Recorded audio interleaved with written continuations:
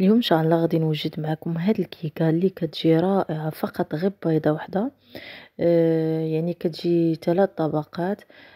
بمكونات اللي جد بسيطه، دونك كنتمنى انكم تجربوها. نبداو على بركه الله. بالنسبه للمقادير، هنا عندنا واحد نص كاس ديال سنيده، نص كاس ديال الزيت، عندنا كاس ديال الحليب، وعندنا كاس ديال الطحين، كاينه بيضه، قبيصه د الملح، وخماره د الحلوى او بيكين باودر. اول حاجه غادي نديرو هي ديك القبصه ديال الملح هكا باش نصححو داك الذوق. غادي نضيفو بيضه، من الاحسن انها تكون بحراره المطبخ. غادي نضيف عليها هذيك نص كاس ديال سنيده، وغادي نخلط غير بالفوي، يعني ما غاديش تحتاج انك تخدمي بالطراب، يعني بالفوي دغيا دغيا. دونك غادي نخلطو مزيان هذيك سنيده مع داك البيض حتى تبان لكم انها دابت داك سنيده. وغادي نضيف عليها نص كاس ديال الزيت، هو غادي نضيفه تدريجيا. دونك نفس العبار ديال الزيت مع سنيده. دونك غادي نخلطو مزيان، وغادي نضيفو عليها كاس ديال الحليب، حتى هو من الاحسن انه يكون بحراره المطبخ، ما يكونش بارد. حاولوا انكم تخرجوه من الثلاجه من قبل. دونك حتى هو غادي نضيفوه تدريجيا. غادي نضيفو كاس ديال الطحين. دونك هنا حتى هو غادي نضيفوه تدريجيا هكا باش غادي نشوفوا هذيك لا تكستور اللي باغيين ديال الكيكه، يعني خصها تكون ما خفيفه ما ثقيله. غادي تكون طبقه اولى. دونك غادي نخلطو مزيان، وغادي نضيفو داك الطحين حتى هو تدريجيا. الا احتاج الطحين غادي نضيفو، مي غالبا غادي نزيد، يعني غادي تاخذ ليا هاد الكيكه تقريبا كاس ونص. انا كنحاول انني نعبر بالكيسان، هادو راه تقريبا بحال العبار ديال العنبه. دونك راه دات ليا كاس ونص بالضبط، كاس ونص ديال العنبه. غادي نضيفو كاضافه اخيره هي الخميره او بيكين باودر، يعني حتى الاخر، ونضيفوها خماره. دونك غنخلطو مزيان. كيف كتلاحظوا هذا هو الخليط ديال الكيكه. ديجا قديت المون، درت فيه شويه زيت شويه ديال الطحين. دابا صبيت هذاك الخليط كامل. كيف كتلاحظوا راه ما ثقيل ما خفيف. حاولوا انكم تهزوا يديكم ديما الفوق باش هكا تجي ديك الكيكه شويه مفشفشه، يعني ماشي قاصحه وهذا. دونك او ميم طون راني قاديت الفران باش انه يعني نطيبها على مهل، ما كتاخذش معاك بزاف ديال الوقت، تقريبا واحد 10 دقائق. كيف كتلاحظوا هنا من بعد ما طابت هي كتجي رائعه ومحمره. غادي نخليوها على جنب. دابا غادي نقادو الطبقه الثانيه اللي هي اللي عندي مهمه، يعني غادي نعطيكم واحد الطريقه اللي زوينه كنديرها انايا.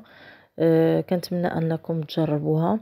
بالنسبه لهنا الحليب تقريبا راه هو غادي ندير نص سيترو. هنا غدير ليا 2 كيسان ونص، يعني تقريبا نص سيترو ديال الحليب. بامكانكم انكم تقللوا، انكم تزيدوا. انا هنا درت 2 كيسان ونص يعني د العنبه. غادي نضيف عليها سنيده تقريبا واحد 3 المعالق ديال سنيده، هكا باش نقاد الحلاوه ما تجيش الحلاوه بزاف. كيف كتلاحظوا راه الطبقه الاولى ما حلوهاش. الكريمه، عفوا الكيكه، راه ما كثرتش فيها بزاف. انا درت الكريمه الطبقه الثانيه، درت فيها 3 ديال المعالق. غادي نحرك مزيان هذيك سنيده مع الحليب، يعني هادشي كامل غادي نخلطو على البارد، عاد نديرو في البوطه. هنا كيف كنقول لكم في الخلطات ديال الكيكه ديالي، ديما تخلطوا كريم باتيسير مع النشا، ما ديروش نشا بوحدها بحكم انها ما فيهاش شي مذاق. دونك هنا دايره تقريبا 2 معالق ديال الكريم باتيسير، ما بين كريم باتيسير وكليم او هذا نشا ديال الذره. دونك بجوج غادي نخلطهم على البارد، وغادي نديرهم على البوطه، يعني على بوطه مهيله بيد ما يطيبوا. كيف كتلاحظوا هنا من بعد ما طابت لينا هذيك لاكريم، كيف كتلاحظوا راها كتجي رائعه. ما كنحاول انني نبينها لكم في الصوره. غادي نخليوها تبرد على جنب، وغادي نوجدوا هذيك لاكريم اللي يعني غادي نديروا واحد الميلونج اللي زوين ما بين لاكريم العاديه ومع لاكريم باتيسير اللي ديجا وجدنا. هنا عندي لاكريم لا كريم عاديه ديال الحلوى ديال الباتيسري. انا غادي نضيف عليها واحد المعلقه ديال السكر كلاصي. حاولوا انكم ديروا سكر كلاصي بدل انكم ديروا سنيده كتذوب. دونك غادي نخلطهم مزيان. كيف كتلاحظوا هنايا كنطلع هذيك لا كريم، نحاول انني ما نطلعهاش بزاف، يعني نخليها شويه خفيفه، حيت غادي نديرها ميلونج مع هذيك لا كريم باتيسير. دوك هذه وهي السر ديال هاد الكيكه، هو انهم كنخلطوا هذيك لا كريم باتيسير مع لا كريم ديال الحلوى. كيف كتلاحظوا راه واحد المذاق. الصراحه الله ما نقدرش نقول لكم مذاق كيفاش داير، مي كنتمنى تجربوه باش تعرفوني علاش كنهضر. واحد الميلونج اللي رائع، يعني ما كتحسيش بهذيك لا كريم باتيسير وما كتحسيش بهذيك لا كريم، يعني واحد الميلونج اللي زوين. بحكم ان كاين اللي ما كيبغيش لا كريم بيضاء بوحدها، دونك واحد الميلونج اللي واعر. كنتمنى انكم تجربوها، راه فريمون رائعه. وزعما ما تاخذش معاك بزاف ديال الوقت ولا بالنسبه للمقادير. هنا من بعد ما قدينا هذيك الطبقه الثانيه، غادي نضيفوها على داك الكيكه. نحاولوا انها نوزعوها باش تجي طبقه اللي مقاده ومتساويه. دونك كيف قلت لكم راه كيكه اللي رائعه. كنتمنى تجربوها وتعطيونا الراي ديالكم، ما فيها باس.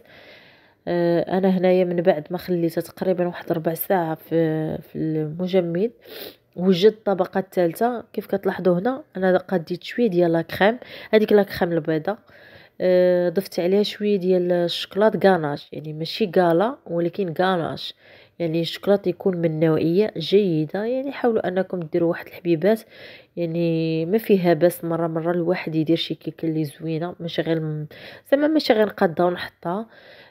حاولوا انكم ديروا هاد الشوكولا، يعني انا كنخدم بواحد الشوكولا غاناش، يعني نوعيه ديالو اللي جيده، فيه نسبه ديال الكاكاو عاليه، وحتى بالنسبه للمذاق يعني شي حاجه اللي زوينه.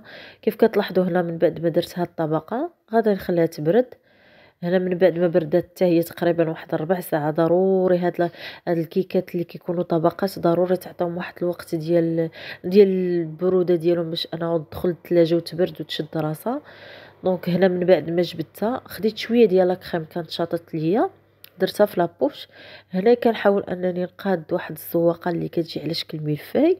هنا بالنسبه للناس اللي ما بغاوش يديرها تقدر دير شويه ديال اللوز ايفيلي من الفوق، يعني على حساب التزيين. داكشي اللي عندك حاولي انك تقادي به.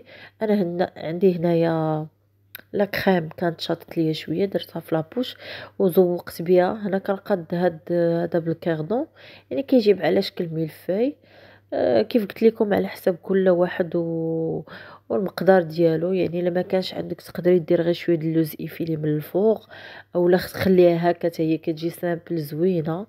دونك كيف كتلاحظوا هنايا قديتها. انا عندي هنايا تقريبا هي واحد الكميشه، الا كتشوفوا في الفيديو انا عندي واحد الكميشه ديال اللوز ديجا حمرتها. نحاول انني نقادها بالجنب، يعني ماشي بالضروره انني نكلف راسي بشي حاجه اللي كثيره. بداكشي اللي عندكم، انا اللي عندكم كثير حاولوا انكم تقادوهم من الفوق، يعني على حسب التزيين اللي عندك.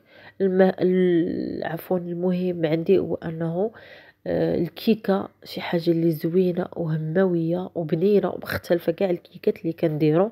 يعني كاين الكيكه اللي كتكون غير عاديه بلا كريم، مي هذه لا كريم باتيسير بلا كريم عاديه، يعني كتعطي واحد لوغو اللي واعر. دونك كيف كتلاحظوا هنا ديجا يعني درت لها الديمولاج ديالها كتبان لكم.